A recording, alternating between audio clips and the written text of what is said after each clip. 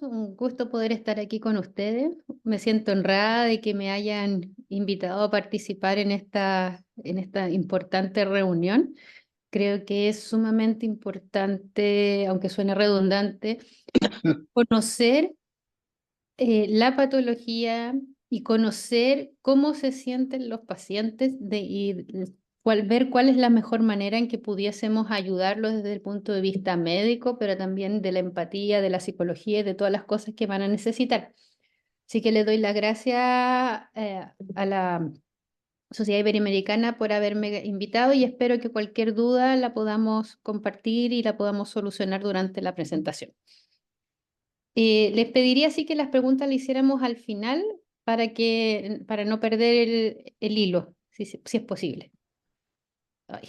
Entonces, todos ustedes deben saber que Behçet significa vasculitis. Behçet es el nombre de la persona que lo describió y significa una vasculitis que es una inflamación de las arterias, pero también de las venas pequeñitas y grandes de nuestro organismo. Por lo tanto, puede dar una manifestación en cualquier parte, tal como lo vemos en este monito de acá. Voy a poner el puntero, que puede ser en cualquier parte de nuestra economía, causando síntomas por tanto la inflamación del vaso como por la alteración del flujo de sangre que llega y por lo tanto de la nutrición que le llega al tejido. Se da más frecuentemente en hombres alrededor de los 30 años y se dice que se empezó a reconocer con la ruta de la seda, cuando empezaron los viajes hacia Asia, con una frecuencia que se reporta que para hombres es igual que para las mujeres, pero para los hombres tendría peor pronóstico, con más secuelas, sobre todo si son gente joven menor de 25 años. Sería la principal causa de morbilidad y mortalidad el compromiso neurológico, y como no hay tantos pacientes, no es una patología muy prevalente, no se conoce por qué se produce. Y se han empezado a ver que en todas estas enfermedades autoinmunes pudiese haber un virus que gatilla un fenómeno de autoinmunidad, es decir, un error en el reconocimiento de nosotros mismos y por lo tanto se empieza a atacar. En general, los criterios diagnósticos ya los deben conocer, que se manifiestan por estas aftas orales recurrentes y que la clave es que son dolorosas, puesto que el diagnóstico diferencial se establece con el lupus, que también puede presentar, pero que en ellas no duele. También podemos tener úlceras genitales, como ven acá, que se dan principalmente en el escroto, y lesiones cutáneas que pueden parecer acné o lesiones así más como el pioderma gangrenoso o papulares. Ahora, vimos en el monito anterior que había un compromiso de todas las regiones del organismo donde llega circulación. Por lo tanto, las articulaciones también tienen y va a producirse artritis. La circulación pequeña de los ojos va a sufrir y se va a producir uveitis, que es este ojo rojo anterior muy doloroso.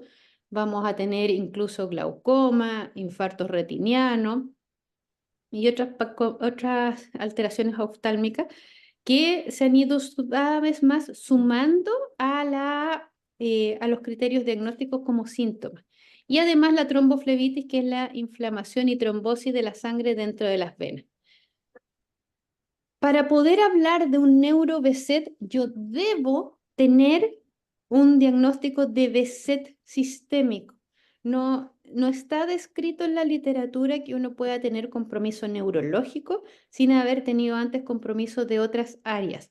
Por lo tanto, ese ya es un punto importante que debemos considerar. Una persona no debiera debutar con un compromiso neurológico como primera manifestación de su enfermedad de Behçet. El compromiso neurológico es raro y sucede en un bajo porcentaje durante los primeros 5 o 6 años del transcurso de la enfermedad, siendo mayormente el sistema nervioso central, es decir, cerebro y médula, los que van a ser afectados. Nuevamente, como dije, es más frecuente en hombres y, aunque suene majadero, el paciente debe tener la historia, si es que no tiene el diagnóstico, por lo menos la historia de las aftas orales recurrentes, artralgia, úlceras genitales, debe tener cuadro sugerente previo que nos oriente que esto pudiera tratarse de un neuro-Behçet. el síntoma, cómo se va a presentar el paciente cuando tiene un neuro-BSET más frecuente es el dolor de cabeza, que es un síntoma muy inespecífico, porque puede ser tanto causado por la inflamación de los vasos y las arterias, como también puede ser causada por efectos adversos de los medicamentos o incluso por cosas ambientales, llámese la mal llamada cefalea tensional. Entonces uno debe ser siempre, siempre, siempre muy cuidadoso con la cefalea. Tenemos, por ejemplo, dijimos trombosis, pueden haber trombosis venosas cerebrales, da dolor de cabeza, puede haber hemorragias que dan cefalea, que dan dolor de cabeza, el dolor ocular de la uveitis da un dolor en esta zona que es muy molesto, y obviamente, como dijimos, las otras que no sean, que sean secundarias. Ahora, es importante que al pensar que están inflamadas las arterias y los nervios, la irrigación cerebral no es la mejor. No vamos a tener un buen volumen de perfusión y vamos a tener además muchos componentes inflamatorios en la circulación, lo que va a producir que uno se sienta como que tuviera una niebla mental, como que está más lento, que se va a ir caracterizando por ser una alteración cognitiva, están cada vez más lentos, les cuesta más prestar atención, les cuesta más procesar la información y también, como se sienten mal, se va produciendo asociado un trastorno de la personalidad, más irritables, más apagados, con cuadros de pseudodepresión, etcétera. El compromiso del sistema nervioso periférico, es decir, plexos, raíces, nervios, es menos frecuente y se caracteriza por tener hormigueo en las manos y en los pies.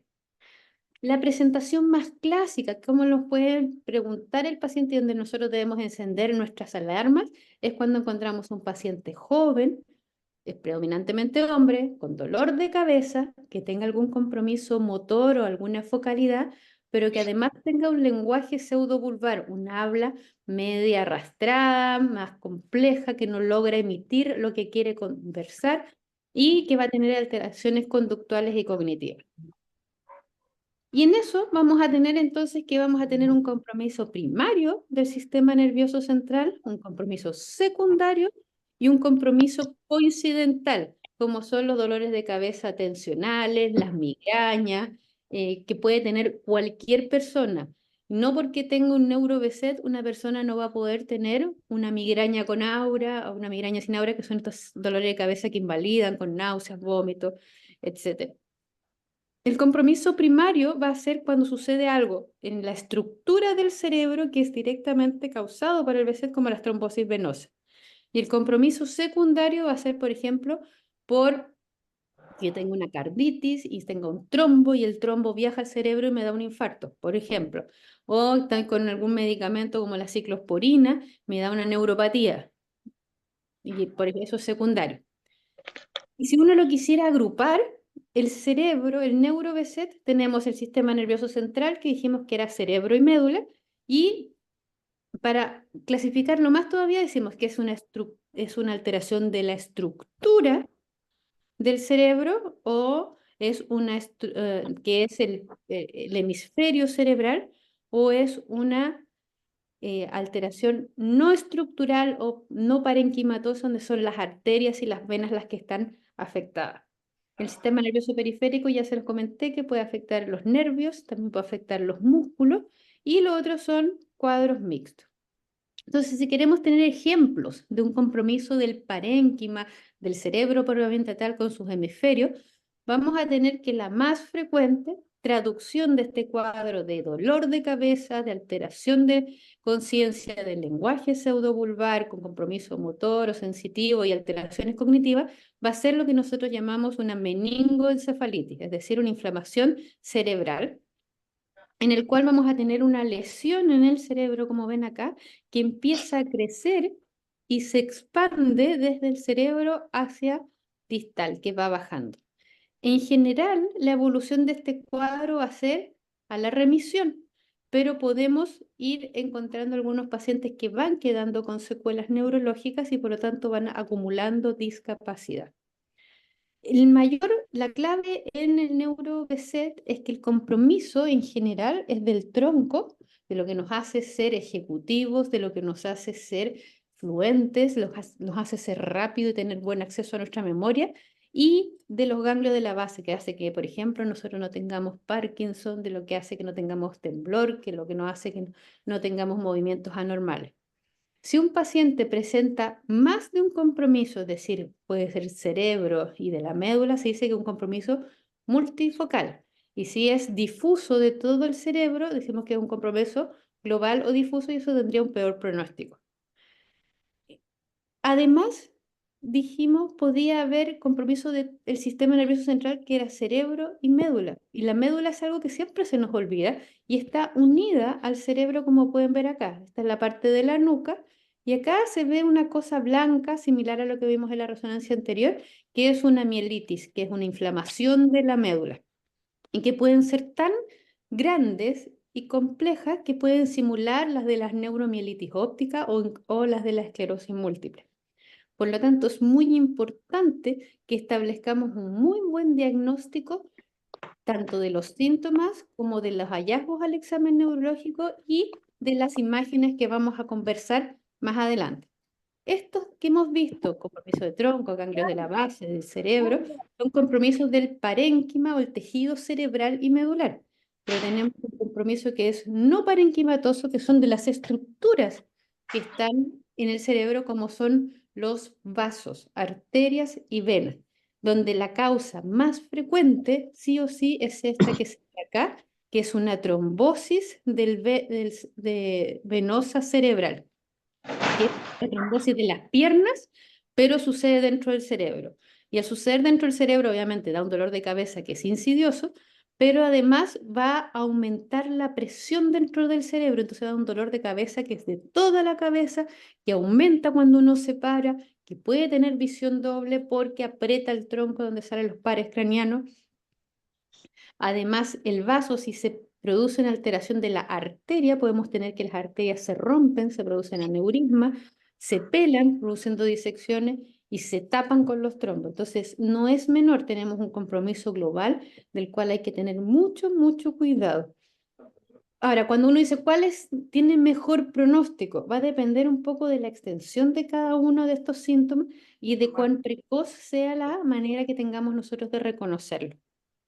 Obviamente, cuando hablamos del diagnóstico del neuro-BSET, no hay una patología específica en el tejido cerebral o en el tejido vascular que me diga yo soy neuro-BSET.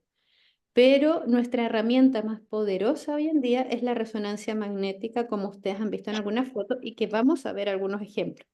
Pero también, obviamente, si pienso que hay un compromiso de las arterias o de las venas, yo debo hacer una angiografía o una venografía. Tengo que ver si esta lesión no es causada por algún agente infeccioso, viral o bacteriano, si no es alguna enfermedad reumatológica clásica como el lupus, el Sjögren, la artritis reumatoide que puede causarla, las cuales todas de ellas también tienen dolores articulares y pueden tener cuadros inflamatorios. Tengo que ver que no tenga bandas oligoclonales, porque una de las grandes diagnósticos diferenciales son la esclerosis múltiple y también la neuromielitis óptica. El test de Patergia es un test dermatológico que se hace donde vamos a tener una respuesta exagerada, anormal, aberrante ante un trauma muy pequeñito. Si es negativo, no me va a descartar un neuro-BSET. Es un test que tiene falsos negativos y por lo tanto uno no debe confiarse mucho. Se ha visto, como les dije al principio, que la población asiática tiene mucho más frecuencia de BSET y por lo tanto se ha asociado con la detección de un HLA, que es un haplotipo dentro del genoma que se asocia con mayor riesgo, no diagnóstico, mayor riesgo de BSET. Ahora, en Latinoamérica, que yo sepa, no se hace a nivel comercial. Si uno presenta alteraciones del sistema nervioso periférico, de nervio periférico, etcétera, uno puede hacer un estudio electrofisiológico con una electromiografía y velocidad de conducción, y también se pudiese hacer una biopsia de nervio, donde lo importante es que vamos a tener lesiones vasculíticas, es decir, lesiones inflamatorias con muchos linfocitos asociados. Pero esto no es específico de BSET. El diagnóstico diferencial más importante es la esclerosis múltiple, que se da principalmente en mujeres, a diferencia del BCG que se da principalmente en hombres, y que tienen bandas oligoclonales positivas, que son anticuerpos que se producen en el líquido cefalorraquídeo, específicos contra la mielina, que se detectan mediante esta técnica que se llama bandas oligoclonales. En el BCG son absolutamente negativas.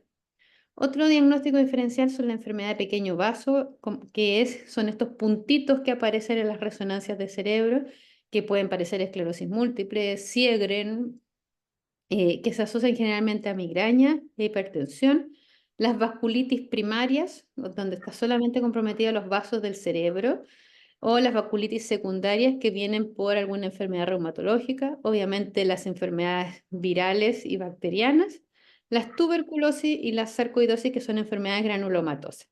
Y esos son los 5 puntos más grandes que uno debe pensar cuando se enfrenta a un paciente con un compromiso neurológico inflamatorio. Ahora, pueden ver en el cuadro al lado que hay muchas causas importantes, siendo las 5 primeras las más graves y las más frecuentes en Latinoamérica. En Norteamérica tenemos más frecuencia de foco llana y arada, que es una vasculitis de las meninges y del ojo, el síndrome de Hill, el síndrome de Cogan, el SUSAC, que también es un símil de la esclerosis múltiple, pero son poco frecuentes en Latinoamérica, incluso el NeuroSuite, que no vale la pena mencionarla, sino que los más importantes, como les digo, son las enfermedades desmielinizantes clásicas, como son esclerosis múltiple, neuromielitis óptica, sarcoidosis, tuberculosis, que es muy frecuente en Latinoamérica, y las enfermedades reumatológicas como el lupus y el Sjögren y la artritis reumatoide. Ahora, siendo la reina del diagnóstico diferencial la esclerosis múltiple, es importante que nosotros como doctores lo sepamos reconocer, porque hay un cuadro en esclerosis múltiple que es más frecuente en hombres, pero ese cuadro más frecuente se llama primaria progresiva y lo que da no es compromiso cognitivo, no es dolor de cabeza, no es alteración del lenguaje, no es alteración conductual, sino que produce trastorno de la marcha. Si es una esclerosis múltiple clásica, va a ser más frecuente en mujeres y va a tener compromiso principalmente el nervio óptico con una neuritis óptica, no una uveitis o una neuropatía óptica, que son distintas. Es poco frecuente que tengamos dolor de cabeza, pero muy, muy poco frecuente. Es muy poco frecuente que debutemos con un compromiso cerebeloso. Ya tenemos lesiones que son periventriculares, chiquititas, como lentejitas, muy redondeadas, que no son sucias, no son lesiones que crecen y que van a tener lo que nosotros llamamos el signo de la cascada o el waterfall en la resonancia. En la médula también tenemos lesiones de las mismas características y lo más importante es que las bandas oligoclonales son casi patognomónicas de que no es un neuro-BSET porque no hay un anticuerpo específico contra una estructura a la que estemos atacando. La imaginología, como dije, es la principal herramienta para el diagnóstico, en el cual vamos a tener estas lesiones inflamatorias que van creciendo y como que van cayendo del cerebro hacia la médula, siendo lo más importante la afección de aquí, de la unión mesodisencefálica, que es la que une el tronco, el cerebro con la médula, acá, que lo pueden ver, que se ve este signo como que parte acá la inflamación y luego cae. Ese es el signo de la cascada que se ve hipo o negrito en T1 e hiper o brillante en T2. Esta es una secuencia T2, como pueden ver acá, estos son 3 pacientes distintos y pueden ver cómo está mucho más brillante. Esta también es otra secuencia T2, que es un flare, también se ve más brillante. Y un T1 que lo vamos a ver más adelante. Este signo fue descubierto, ya descrito en el año 2003 y reafirmado en el 2016, lo que significó una gran herramienta con el advenimiento de la resonancia para poder hacer un diagnóstico diferencial correcto de los pacientes con neuro-BSET, puesto que si uno ve esta lesión que sigue cayendo, puede caer a médula, no lo vamos a confundir con una esclerosis múltiple, sino que lo vamos a confundir con una neuromielitis óptica cuyo pronóstico y tratamiento es absolutamente distinto, con diferentes implicancias y por lo tanto vamos a estar perdiendo el tiempo tratándolos por otra patología que no es. Por lo cual la contribución de los doctores Akmani, Demir y Kurunzu en el 2016 fueron realmente valiosas para poder establecer un criterio radiológico de la neuromielitis. Esta lesión en espejo que ven acá, que es esta misma signo de la cascada, que bajó, pueden ver en el panel superior, bajó por la derecha, se recuperó el cuadro y después el paciente tuvo una recaída similar en el lado izquierdo. Es decir, una lesión en espejo. Y esto se da casi exclusivamente en el neuro-BZ. Entonces, ¿qué pasa? Concretémoslo con ejemplos.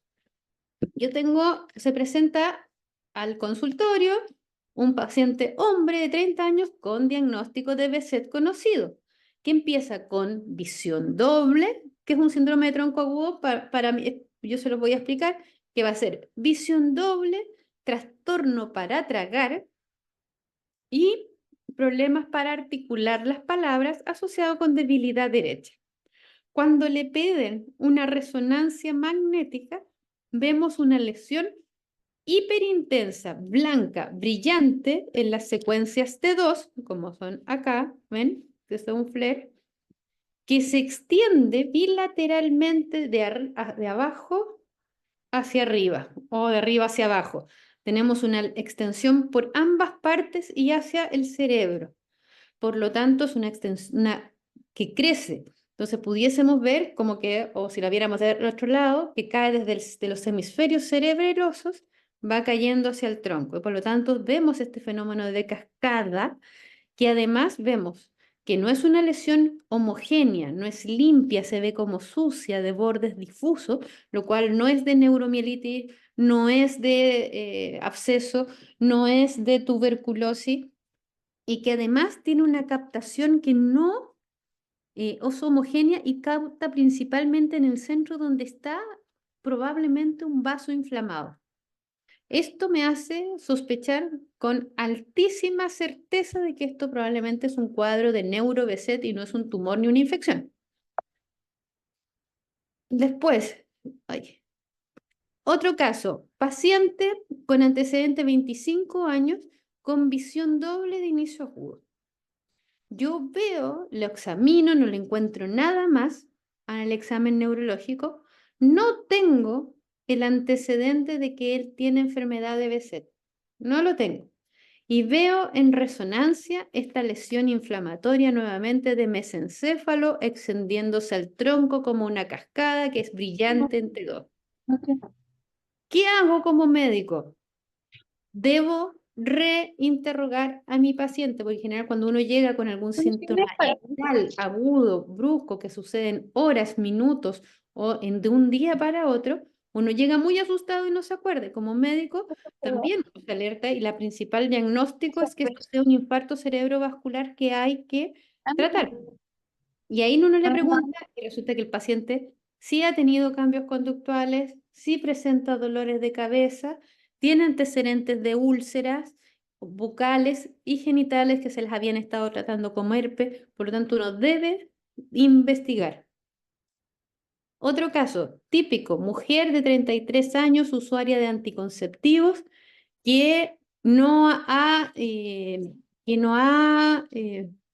tenido un diagnóstico de certeza, tuvo un antecedente de una trombosis venosa profunda hace algunos años y nunca la diagnosticaron, le estudiaron la trombosis venosa, dijeron que era hemofilia, que eran los anticonceptivos. Luego, los últimos 3 meses antes de debutar neurológicamente, presentó úlceras orales y genitales y ahora consultaba por un dolor de cabeza completo muy persistente, como que tuviera la cabeza bombada, no sé cómo lo dicen en México, nosotros así como que se estuviera el cráneo saliendo, el cerebro saliendo del cráneo y lento. Lo primero que uno debe sospechar en esa instancia es que esta paciente mujer pudiese estar teniendo una trombosis venosa cerebral y que esto sea por una hipertensión endocraniana. Y si uno lo ve en la imagen, vamos a encontrar estas lesiones poco definidas en sustancia blanca y en el cerebro, en el estudio de los vasos, vemos que acá no existe el seno venoso. En neurología, todo lo que está a un lado tiene que estar al otro. Y acá está amputado el seno transverso izquierdo. Por lo tanto, es compatible con la trombosis venosa cerebral, que si lo sumamos al antecedente de la otra trombosis y las úlceras, decimos este paciente tiene un diagnóstico de BSET que no fue hecho previamente y ahora está con un compromiso neurológico de la enfermedad. Por lo tanto, uno puede plantear criterios diagnósticos definitivos y criterios diagnósticos probables, pero siempre con el antecedente de características clínicas que me sugieran un BSET sistémico, ¿ya? Siempre debo usar esta frase. No debe haber una mejor explicación posible. No debe estar cursando con un COVID activo. No debe estar teniendo en este minuto fiebre. Si tiene fiebre, es poco probable que sea un neuroBSET y que no estemos frente a algún cuadro infeccioso más que nada.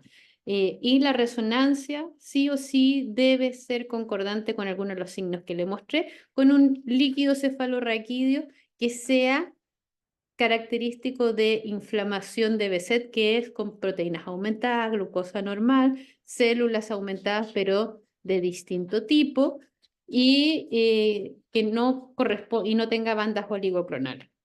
Acá están los criterios diagnósticos del neuro-BSET que se sugirieron en el año 2009. Ahora hay unos revisados del 2014, donde lo más importante es que uno siempre, como dice acá, debe cumplir los criterios diagnósticos de BSET sistémico. Y en ese paciente se deben agregar otros síntomas neurológicos que no pueden ser explicados por alguna otra causa sistémica, neurológica o tratamiento. ¿Ya? Y la manifestación neurológica que puede tener va a ser una alteración al examen neurológico con imagen concordante en resonancia, un líquido cefalorraquídeo que tenga alteraciones no sugerentes de otra enfermedad y que pudiesen haber algunas alteraciones neurofisiológicas si es que es compromiso sistema nervioso periférico. Para manejarlo, como es una itis, una vasculitis, funcionan muy bien los corticoides, pero en dosis más altas de lo que uno esperaría para una esclerosis múltiple o neuromielitis óptica. Se usa 1 gramo de metilprednisolona intravenoso por 7 a 10 días y luego de eso pasamos a un corticoide oral que se mantiene por lo menos por 3 a 6 meses dependiendo de cuán grave haya sido el compromiso, cuán intensos hayan sido los síntomas que presentó el paciente. 1/3 de los pacientes va a requerir, si es que no tenía tratamiento previo del BSET, tratarse con algún inmunosupresor crónico. Y del inmunosupresor crónico va a depender de cuán comprometido esté el resto de la economía, que puede ser algo suave como una azatropina, la mesalazina, incluso la ciclosporina, que no es tan suave, pero esa se ocupa mucho cuando hay compromiso ocular.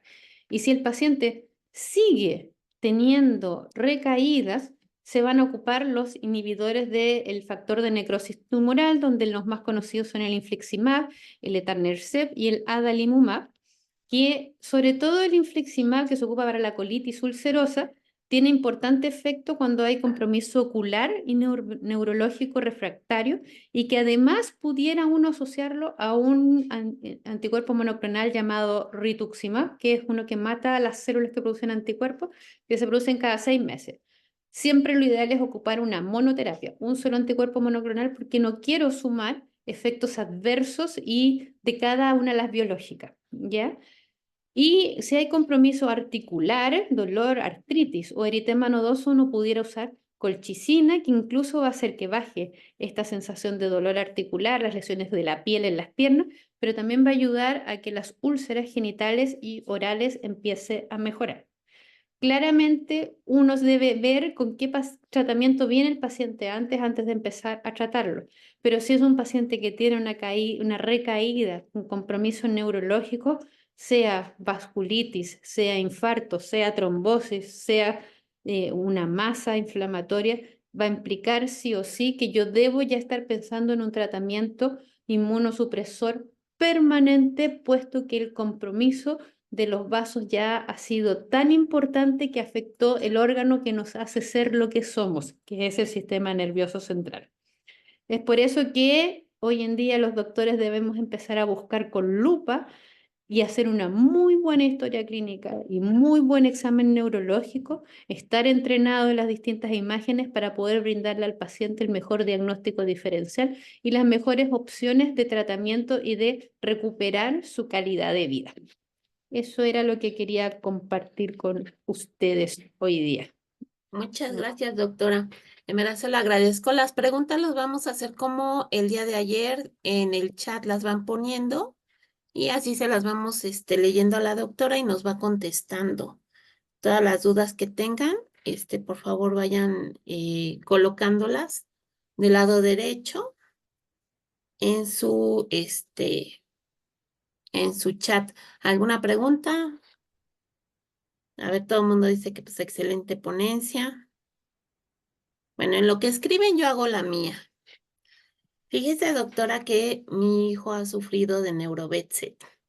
y dentro del problema que ha tenido, por ejemplo, hace apenas 3 semanas tuvo un cuadro en donde primero quedó con una especie de ceguera periférica del ojo Ujú. izquierdo, Ingeniera cortical. posteriormente, ¿Ya? ajá, y empezó con un dolor punzante cerebral muy fuerte, muy fuerte, de la escala del 1 al 10 dijo 15, Pobrecito. y salimos corriendo al hospital. Cuando llegamos al hospital resultó que la resonancia magnética no funcionaba. Para esto él empezó a dejar de hablar correctamente y aunque quería expresarse, no podía expresarse y cuando le salían las palabras le salían transquiversas, como si las letras estuvieran intercaladas y no se entendía absolutamente nada. Yo hasta le hice la burla de que parecía que hablaba parcé. Y y posteriormente le sacaron una tomografía porque no estaba la máquina de resonancia y en la tomografía salió que había un posible derrame. Posteriormente le sacaron la resonancia hasta después de 2 días y ya no había nada. Él ya hablaba correctamente, ya estaba bien, en todos los sentidos. Y para cuando salimos nos dijeron que era un problema psiquiátrico. Ayer fuimos con el psiquiatra porque nos mandaron con el psiquiatra y el psiquiatra nos dijo, no hay ningún problema psiquiátrico. Ningún problema. Mi hijo ha seguido teniendo dolores de cabeza así, son punzantes, de repente está normal y ¡fum! Viene el punzante. En esos casos, ¿qué se puede hacer? Porque es así como que terrible que pues vas al doctor y creo que es una variante muy común dentro del BCT, es que te dicen que es un problema psiquiátrico, desgraciadamente. Bueno, o sea, primero decirte que como yo estoy en Chile, no soy su tratante, no conozco su historia, no puedo darte muchos antecedentes, pero es importante saber si uno tiene antecedentes de jaqueca, de migraña. No, Si no tiene y empieza con estos cuadros que parecen como migraña con aura, implica que hay un compromiso neurológico. Si existe este compromiso neurológico he descartado que hay una trombosis venosa, descartado que hay una masa y se producen estas intercalaciones así, remitentes, yo debo descartar que no se me esté pasando algo en las imágenes convencionales, en los estudios convencionales. No lo quise poner, pero se pueden hacer hasta estudios funcionales con SPECT para ver si hay zonas que estén menos perfundidas porque estén los vasos muy alterados y eso puede dar estos síntomas. Y uno debiera tratar con corticoides como prueba terapéutica pudiese ser una opción cuando esto se presenta, porque el neurobeset no se va a mejorar de un día para otro, sino que se va a tener una latencia de por lo menos 3, 4 días y vamos a tener una mejoría mucho más rápida y acortada con el uso de corticoides, que ya al día siguiente pudiese estar viendo bien. Ahora sí, como te digo, es importantísimo descartar que no haya una trombosis, porque si hay una trombosis venosa, sobre todo, que uno tiene que buscarla muchas veces y dirigida, no con una resonancia convencional, sino con un estudio de vaso, el corticoide no es muy bueno para las trombosis. Entonces uno siempre tiene que hacer un muy buen diagnóstico y una muy buena historia y un muy buen examen físico del paciente para poder evaluar todas las distintas opciones de esta traducción de dolor de cabeza en un paciente con un BSET. Uno no puede metérselo al bolsillo y decir es psiquiátrico. Eso jamás. O sea, nosotros, psiquiátrico es lo último cuando uno ya no encuentra ninguna causa, sabiendo que está como de la causa 1000 para abajo. No, y ya había tenido hace 4 años un O sea, Neurovedset y le dieron 6 bolos de ciclofosfamida con metilprednisolona y comenzó exactamente igual, con un espasmo de ceguera parcial.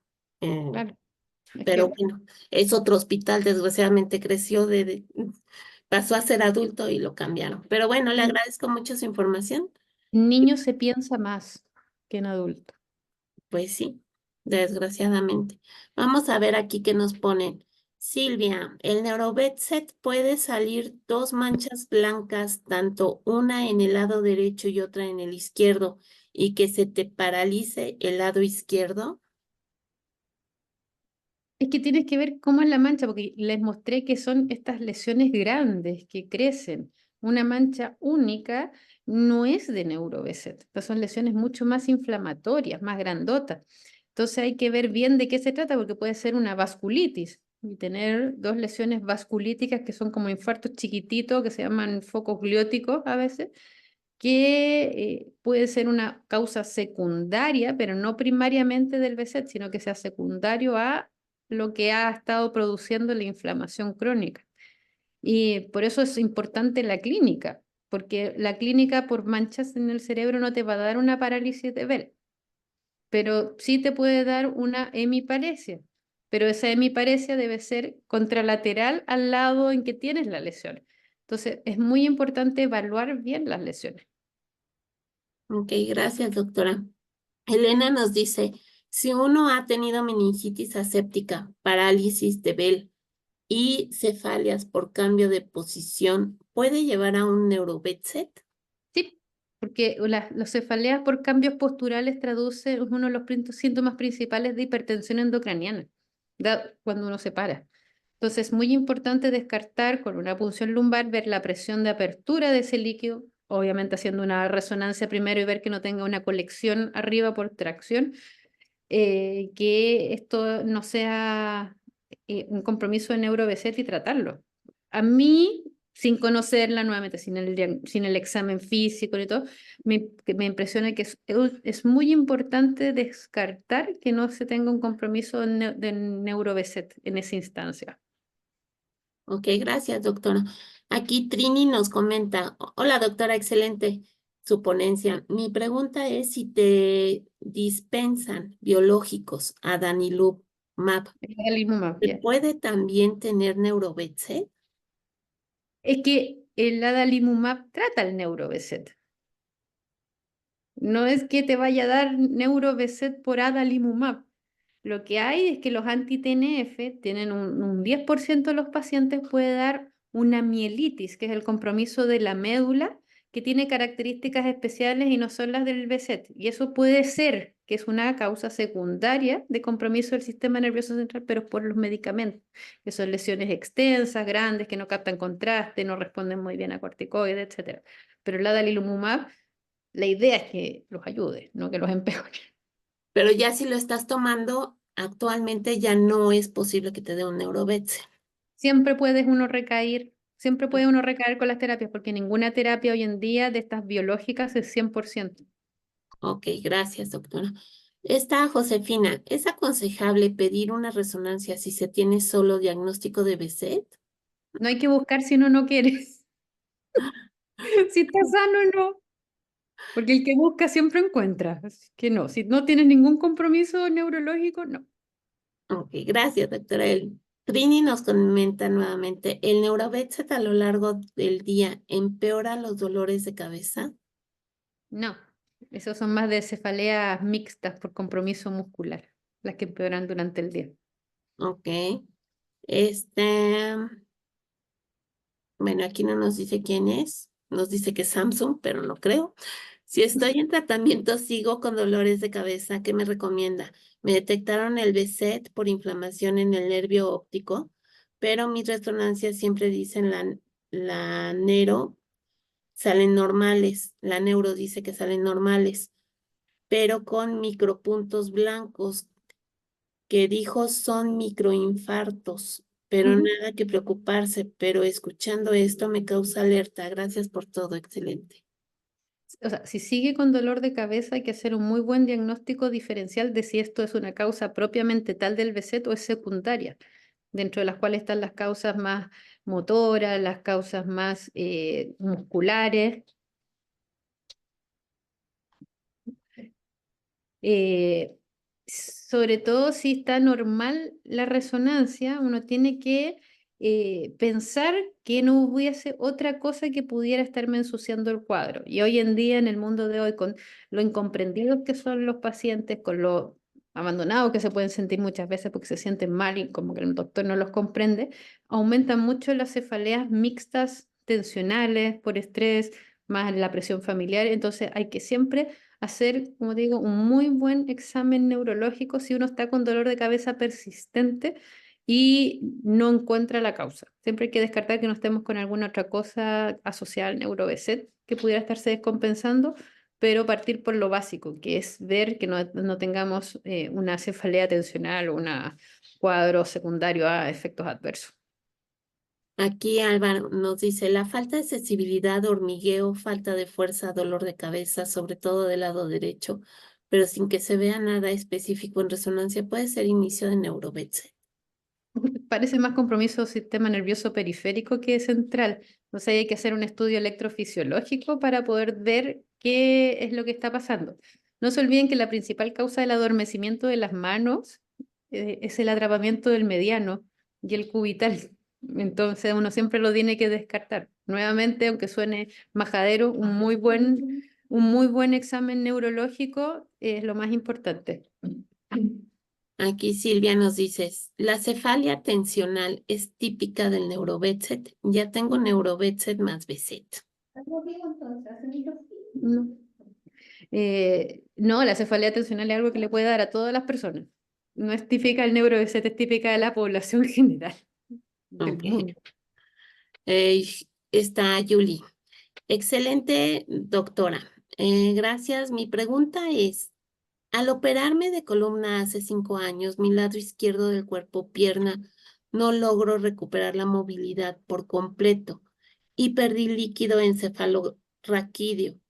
Hoy con dolor de cabeza permanente, ¿qué relación hay con la vasculitis? Parece más una cefalea por hipotensión, pero no por BSET, sino que por la misma pérdida de LSR que tuvo. Pero hay que, o sea, discutir caso a caso no vamos a terminar nunca, porque Sí. todos van a tener algo y la respuesta va a ser, les puedo dar cosas teóricas. Pero lo más importante es un buen examen neurológico y un buen examen físico con una muy buena historia para poder definir qué es primario del BSET, del neuro-BSET y qué es secundario del neuro-BSET. Esta Silvia dice, el dolor en la sien, tanto derecho como izquierdo, muy fuerte y llega de la nada. Es punzante, sensación como si te estuvieran apretando.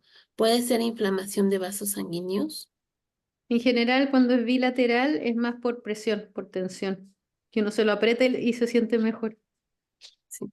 Mari, tengo enfermedad de Behcet genética, sin uveitis, pero con neuritis óptica recurrente. Perdí la visión del ojo izquierdo y he sufrido paréstesis, dolor de cabeza, hormigueo quemante, dificultad de habla, pero todas las resonancias salen sin daños. ¿Eso es posible para neurobetset? Porque siempre me dijeron que era solo Behcet. Tomo prednisona, ciclosporina y micofelonato. Sí, porque es un compromiso de los vasos. Si son los vasos más chiquititos del cerebro que estén inflamados, no va a aparecer nada en la resonancia y te puede dar dolor de cabeza. Y que a veces se ven como focos glióticos inespecíficos, microangiopatía que le llaman. Eva Juárez, porque hay dos Evas. Dice, doctora, yo sufro de fuertes dolores de cabeza, pero me duele el ojo, la nariz y la mandíbula. A veces el dolor me corre hasta el cuello mismo, del lado derecho o izquierdo. A veces es de un lado y otras veces es del otro, pero me dan paracetamol y no se me quita. A veces tomo Dolac sublingual de 30 miligramos y a veces funciona y a veces no.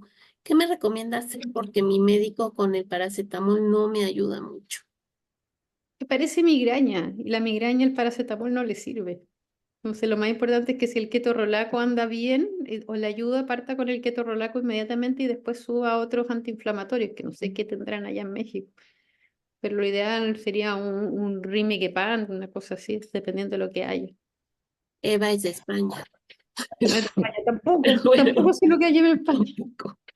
Bueno, Silvia dice que sé que un me mide 12 por 9, pero no sé cómo son nunca.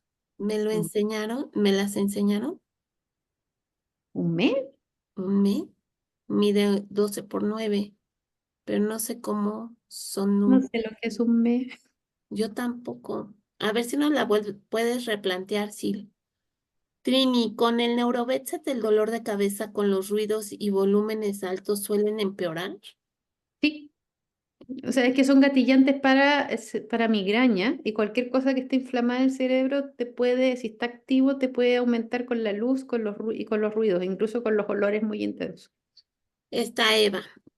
Allá más nos quedan 10 minutos, chicos, así que ya hasta ahí dejamos las preguntas, más abajo, ¿eh? Ya no me pongan más. La resonancia magnética ha salido normal. A veces el dolor es tan intenso que me dan náuseas, vómito, y después de vomitar gradualmente el dolor va cediendo, pero no desaparece. Dice hasta en 2 días aprox. Me parece jaqueca, Es migraña, ¿verdad? Sí.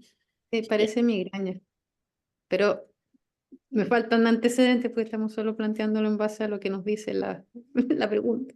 Betania dice, para el Neurovetset hablo de 4 síntomas. Es necesario que se cumplan 4 síntomas y basta 1 o 2. Con 1.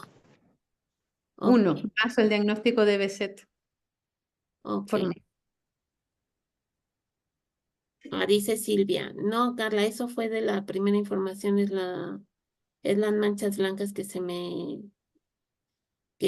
una se mide de 12 por 9, pero como son nunca las vi ni me las enseñaron, no. Quizás tenía estas lesiones inflamatorias grandes que medía eso y después se achicaron. Quizás a eso se refería.